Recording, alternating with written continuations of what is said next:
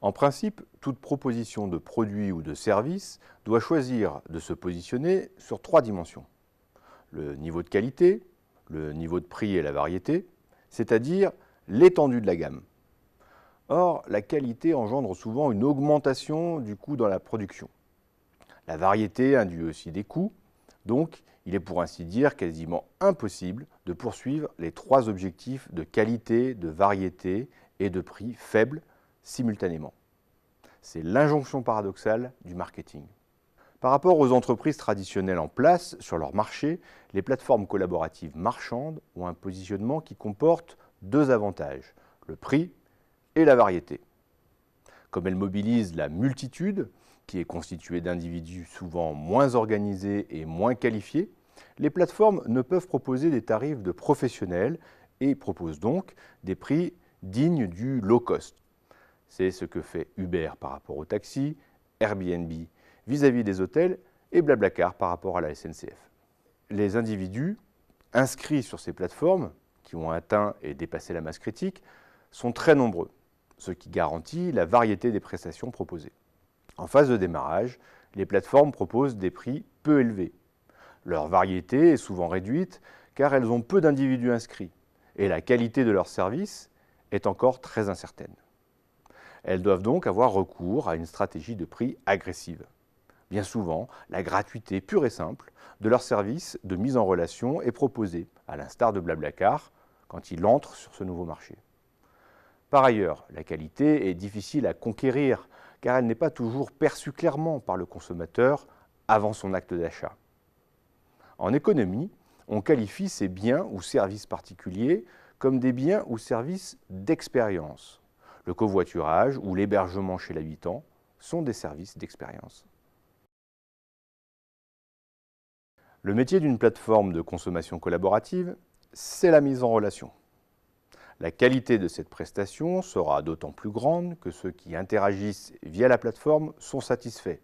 Autrement dit, qu'ils ont trouvé le bon interlocuteur, qu'ils sont bien appariés.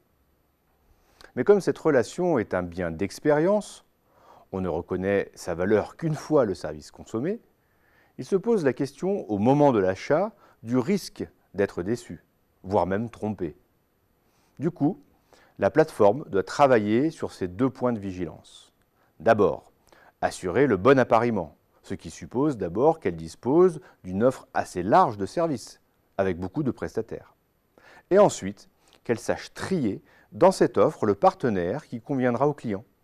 Cette fonction de tri est assurée la plupart du temps par un algorithme qui s'appuie sur les informations que les partenaires ont laissées sur le net. Le deuxième axe est celui de la garantie. La plateforme doit faire en sorte que le client ne soit pas exposé au risque de mauvaises surprises. Cette garantie peut être obtenue de multiples façons, comme nous allons le voir ensemble, mais elle ne peut jamais être absolue. Et si elle n'est pas absolue, cela signifie que les clients doivent faire confiance à la plateforme pour qu'elle choisisse le bon appariement, mais aussi aux partenaires qu'on lui proposera pour qu'il ou elle se comporte correctement. Faire confiance, c'est se mettre en vulnérabilité. C'est accepter que d'autres aient un pouvoir sur vous, notamment celui de vous nuire. Et c'est particulièrement difficile dans un processus de consommation collaborative parce qu'on est mis en relation avec des inconnus. La question que se posent les opérateurs de plateformes marchandes est la suivante. Quel niveau minimum de garantie dois-je assurer aux membres de ma communauté?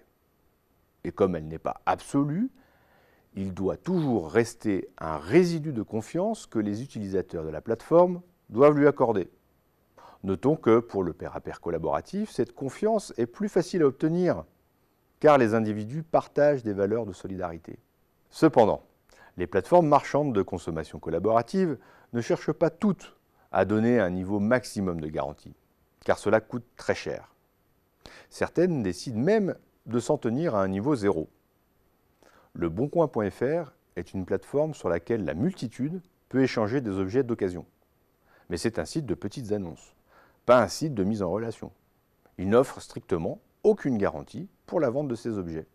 Ce n'est pas le cas d'autres plateformes concurrentes comme Price Minister ou Amazon Marketplace, qui s'affichent parfois comme tiers de confiance. Nous y reviendrons. Pourtant, leboncoin.fr a connu un succès important. Fondé sur la capacité de discernement des internautes quant à la qualité de leur contrepartie. Étant gratuit pour les particuliers, il est idéal pour les annonces de proximité, où les deux parties peuvent facilement traiter en face à face. Et de fait, c'est pour ce marché qu'il a été conçu. Mais il fonctionne aussi, de façon beaucoup moins importante, pour les ventes à distance, malgré l'absence de garantie. Pendant longtemps, les prescripteurs, les experts ou journalistes, ont fait et défait un élément clé de la confiance, la réputation. Et désormais, c'est sur le jugement des pairs et sur ce que l'on nomme la sagesse de la foule que ces réputations se font et se défont. Et elles servent justement de garantie pour les transactions futures d'un individu ou d'une entreprise. Inauguré par eBay, le système de notation mutuelle est donc un moyen peu coûteux d'obtenir de l'information sur la qualité d'une transaction. Bien sûr, ces notations gardent un élément de subjectivité. Ce qui paraît bien pour l'un peut être considéré comme moins bien pour un autre. Mais le grand avantage des plateformes de taille significative, c'est de disposer d'un très grand nombre d'avis, de sorte qu'émerge au final une sorte de vérité statistique entre le nombre de satisfaits et celui des moins satisfaits. Or, il s'avère que cette statistique est d'autant plus proche de la réalité que le nombre d'avis émis est grand. C'est ce qu'on appelle la sagesse de la foule. Le système de notation mutuelle mis au point par eBay il y a plus d'une quinzaine d'années s'est donc largement diffusé. C'est un système de collecte d'informations très peu coûteux et très efficace pour la plateforme, mais il s'avère biaisé.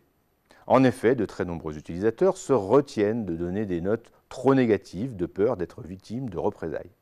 Du coup, les notes sont en général très élevées et perdent de leur efficacité en termes de révélation de la qualité d'une personne. Pour améliorer la qualité des notations de la plateforme, Airbnb ne publie les avis de voyageurs et de l'hébergeur que quand ceux-ci l'ont rendu. Le site évite ainsi que ces avis ne s'influencent mutuellement et produisent un certain biais. Les systèmes de notation incitent à la qualité. Des vendeurs qui ont une bonne note sur un site de vente peuvent espérer vendre légèrement plus cher. Mais ce ne sont pas des systèmes parfaits. Sur Airbnb, une personne loue une chambre ou sa résidence entière à une autre. Puis elles se notent mutuellement sur le site d'Airbnb. Sur TripAdvisor, les personnes qui passent un séjour dans un hôtel ou dans une chambre chez l'habitant notent l'hôtel ou le propriétaire de la chambre. La notation est donc unilatérale. Le résultat confirme ce que l'on savait déjà. La notation mutuelle rend les notes plus élevées que la notation unilatérale.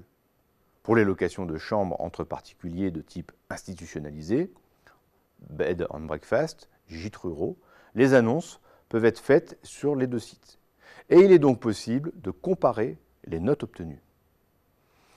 Dans ce cas, les notes restent plus favorables en moyenne sur Airbnb que sur TripAdvisor, où finalement les gens se lâchent plus facilement. L'autre raison est peut-être que comme les avis sur TripAdvisor ne sont pas obligatoires, les mécontents sont plus nombreux à donner une note. Tandis que sur Airbnb, la notation étant obligatoire, elle reflète plus fidèlement la qualité réelle de la location. Mais, et c'est peut-être le plus inquiétant pour la qualité des notations, lorsque l'on est noté sur les deux sites, il n'y a pas forcément une corrélation entre les notations. Une bonne note sur l'un ne se retrouve pas nécessairement sur l'autre. Cela prouve la grande subjectivité des notations, qui reste un instrument très imparfait de la mesure de la qualité.